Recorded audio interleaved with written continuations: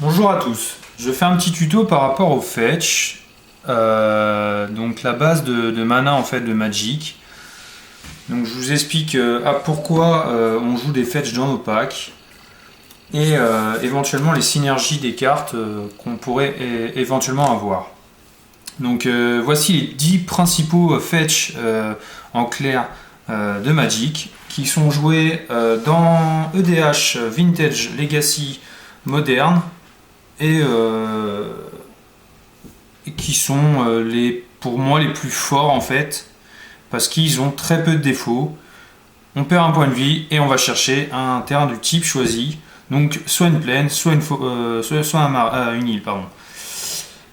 Donc voici les 10 premiers. Donc à quoi sert les fetch? En clair, les fetch servent à stabiliser notre mana, qui est la base de Magic. Sans mana, on ne peut rien jouer. À épurer éventuellement notre bibliothèque et pour mélanger votre bibliothèque au cours de la partie en cas de besoin. Donc ça, c'est des fetch éventuellement pour aller chercher les terrains de base. Donc là, j'ai mis les 4 que je pensais les mieux ou les plus joués. Je sais pas s'il y en a d'autres, je ne vois pas. Je crois que c'est un des seuls fetch qui est joué en celui-là en standard. Donc ils ont tous un petit défaut, à part celui-là qui fait un petit peu la même chose que les fetch que je vous ai montré tout à l'heure, à part que c'est un terrain de base qu'on va chercher. Les trois là, ils arrivent en fait, les terrains arrivent éventuellement engagés. Les terrains qu'on va chercher de base, ils arrivent éventuellement engagés, à part celui-ci, si on a 4 mana, donc terrain, on peut éventuellement le détaper si on a 4 mana, dont lui. Donc après, sur ces fetch là, il y a éventuellement, on peut avoir des alternatives qui est moins joué, mais je parle des fetch Mirage qui est là. Donc il y en a 5. Je crois qu'ils ont peut-être été réédités dans d'autres formats récemment. Après, je pourrais pas l'affirmer. Je les ai vus, mais je sais plus quel format, quelle édition.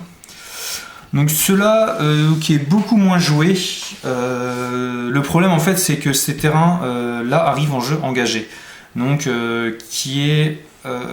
arrive engagé, ça fait perdre un tour sur certaines parties, peut jouer en clair la partie. Donc il y a également ceux-là, les 4 là que je connais. Je crois qu'il y a peut-être un 5ème, je ne sais plus, non.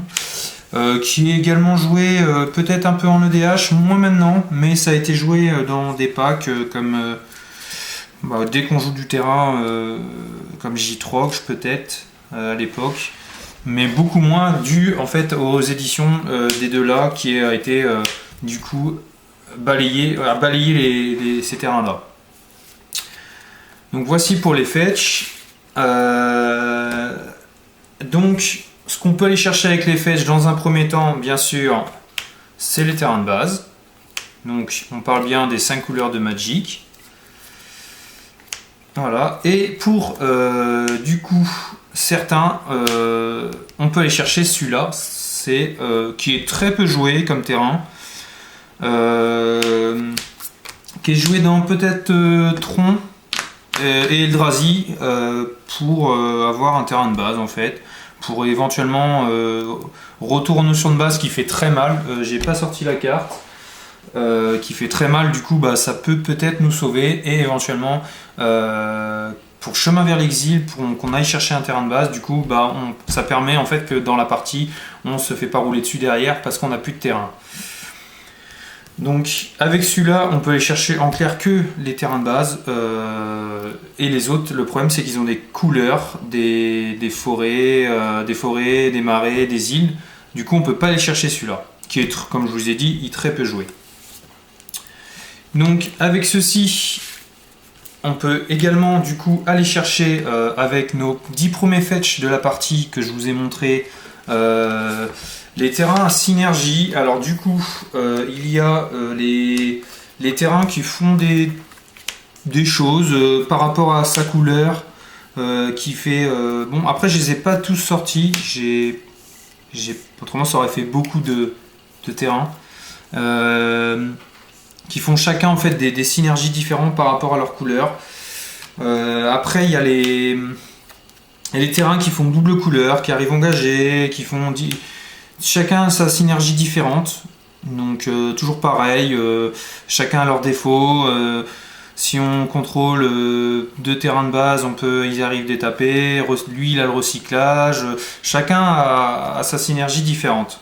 Mais tous ont en fait le type forêt ou plaine qui permet en fait, ou marais ou montagne, qui permet éventuellement de fetcher dessus parce qu'on va chercher le type de terrain qui est marqué sur la carte. Il y a également des langues qui font pareil, des synergies qui sont, je parle des deux là surtout, qui sont un peu plus récents. Alors celui-là, je vais en parler parce qu'en fait, en ce moment, il est très fort dans la méta. Il fait des choses, quoi. Il est joué dans beaucoup de packs, que ce soit EDH beaucoup pour les tours sup, par exemple, ou quand dans la partie on est pas très bien, éventuellement il peut éventuellement nous sauver en fait champ dessus comme c'est une île, et derrière on peut ramener le trigger de ça, de cette carte au-dessus de notre bibliothèque, un éphémère, un rituel. Donc ça me paraît assez fort, qui joue dans Miracle aussi en Legacy en ce moment. Donc voilà pour les terrains avec synergie. Alors il y a également donc bien sûr je vais parler quand même des terrains qu'on appelle ça il y en a qui s'appellent ça des Shocklands, des Ravelands. Donc c'est des terrains qui quand ils arrivent en jeu, on choisit de prendre 2 points de vie ou pas, et ils arrivent engagés ou pas en fonction si on a choisi de prendre 2 points de vie. Il y a bien sûr la base, c'est les bilans qui sont joués beaucoup du coup Legacy, Vintage, EDH. Après ils sont pas autorisés dans tous les formats, comme le moderne, ils sont pas autorisés. En revanche, ceux-là ils sont autorisés quasiment dans tous les anciens formats. Standard aussi, ils sont standards en fait, donc ils sont autorisés quasiment dans tous les formats. Par rapport à ceux-là et ceux-là, la différence c'est que ceux-là on va prendre 2 points de vie et pas ceux-là.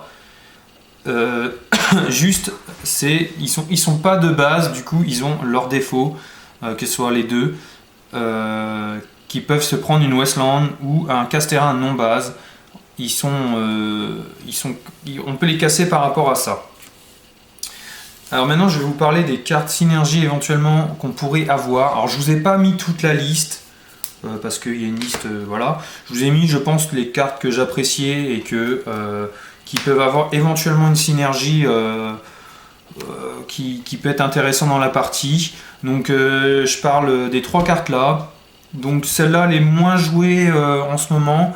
Elle a été jouée plutôt il y a 2-3 ans en Legacy dans le Miracle. Après, ces cartes sont jouées plus en Legacy ou en EDH.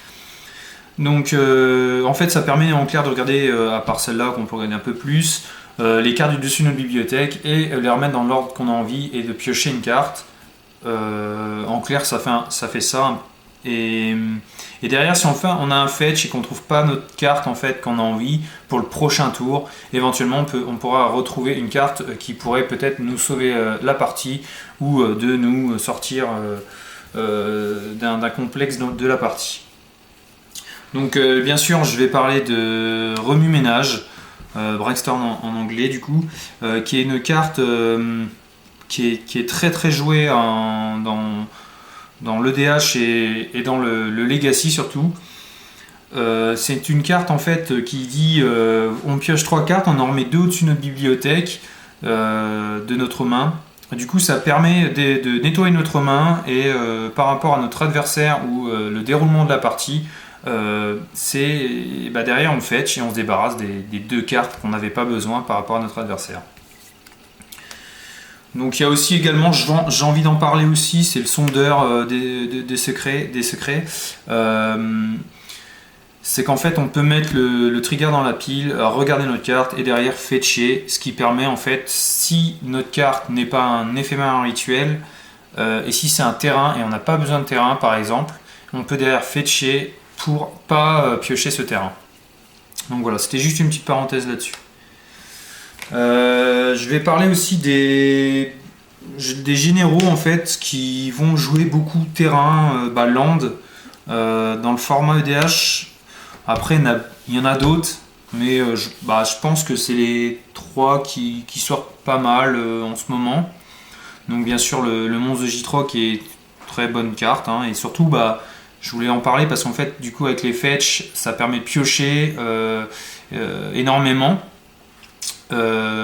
Titania qui permet de mettre des 5-3 tokens, donc qui paraît aussi fort avec des fetch. Après je voulais mettre Tatiova parce que c'est un général qu'on ne voit pas beaucoup, qui est beaucoup plus dans le multi et qui est aussi une synergie avec les terrains, qui est très très fort avec les terrains, qui fait piocher et gagner un point de vie. Donc ça c'était pareil, une petite parenthèse, je voulais vous en parler. Donc voilà, j'espère que ma vidéo vous a plu. Alors pourquoi j'ai fait cette petite vidéo, c'est parce que dans la nouvelle édition qui va bientôt sortir, donc avec le confinement je sais pas quand, il y a des nouveaux terrains qui sont des tricolores, je sais pas comment on va appeler ça, qui font 3 couleurs et qui seront fetchables du coup avec nos 10 premiers fetch que je vous ai montré. Je vais vous les remontrer. Donc j'espère que ma vidéo vous a plu et bon jeu à vous, merci bien.